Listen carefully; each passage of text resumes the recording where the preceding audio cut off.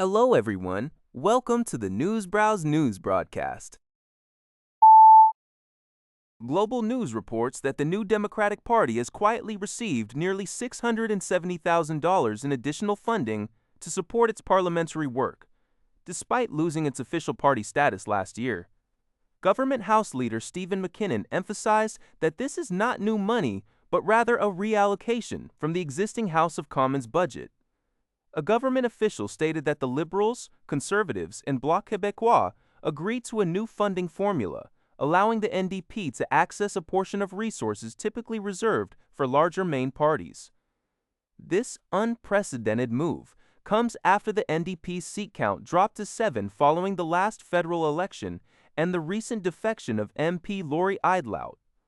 NDP Parliamentary Leader Don Davies confirmed the funds will be used for essential caucus duties, primarily hiring research and support staff, to better represent the 1.2 million Canadians who voted for them. While the Board of Internal Economy made the decision, questions linger about the exact source of the reallocation and its broader impact. CTV News reports that the increasing use of artificial intelligence by law enforcement agencies, such as the RCMP, to generate written reports is raising serious concerns among experts. Christopher Schneider from Brandon University highlights the potential for profound consequences stemming from this practice. He specifically warns that relying on AI for report generation could inadvertently introduce errors or biases into official documents, thereby putting citizens at risk. This development prompts important questions about accountability, transparency, and the integrity of police procedures when automated systems play a role in critical documentation. Canada's main stock index, the S&P/TSX Composite, finished in positive territory, while the S&P 500 and NASDAQ reached new all-time highs in the U.S. markets. This surge was fueled by growing hopes that the global economy could avert a severe crisis stemming from the war with Iran, an in-principle agreement to extend a ceasefire between the U.S. and Iran for further diplomacy significantly contributed to this optimistic outlook, as reported by the Canadian press. Sadiq Adatia, Chief Investment Officer at BMO Global Asset Management, noted the positive market momentum, attributing it to the perceived calming of the Iran-U.S. situation and a renewed focus on fundamental economic factors. However, he cautioned about potential future volatility related to the conflict. The S&P/TSX Composite Index saw a gain of 53.63 points, closing at 34,155.99. In New York, while the Dow Jones Industrial Average dipped slightly, the S&P 500 rose 0.8% to 7,122.95, surpassing its previous record from January. And the NASDAQ Composite climbed 376.93 points to 24,000 and with this franked in and good coin asset.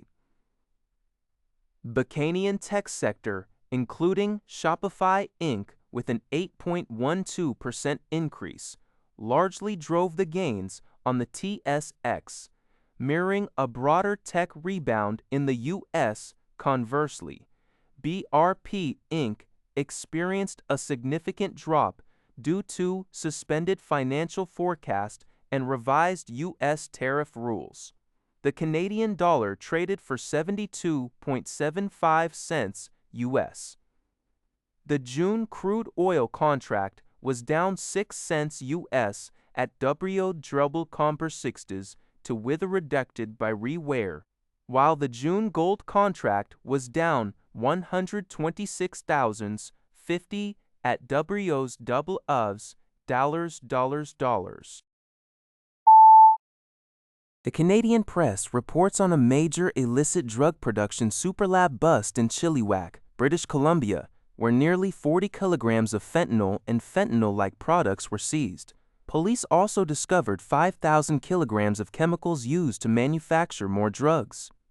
Two men, Justin Foth and Carlos Martinez, were arrested in October 2025 in connection with the operation and remain in custody.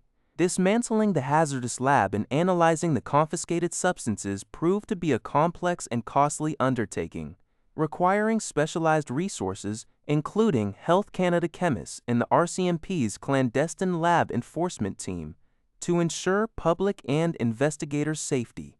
This seizure is comparable to one of Canada's largest drug busts, a 2024 raid in Falkland, BC, where 54 kilograms of fentanyl were found.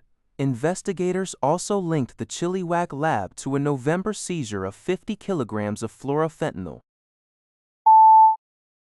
Fox Business reports that the FBI and Justice Department recently neutralized a Russian GRU hacking network that had compromised small office, home office, SOHO, routers across at least 23 U.S. states and worldwide. The Russian Main Intelligence Directorate's Unit 26165 exploited known vulnerabilities in TP-Link routers to conduct malicious domain name system, DNS, hijacking operations, stealing credentials, and redirecting internet traffic for espionage purposes against military, government, and critical infrastructure targets. The FBI's court-authorized operation collected evidence, reset DNS settings, and blocked further GRU access without affecting legitimate users. Following this disruption, the FBI, NSA, and international partners released a public service announcement. It urges SOHO router owners to replace end-of-life devices, update firmware, verify DNS resolvers, implement strong firewall settings, change default credentials, disable remote management from the internet, and remain vigilant for certificate warnings. Simply rebooting the router is insufficient for this specific threat. That's all for this video. Thank you for watching. See you in the next video.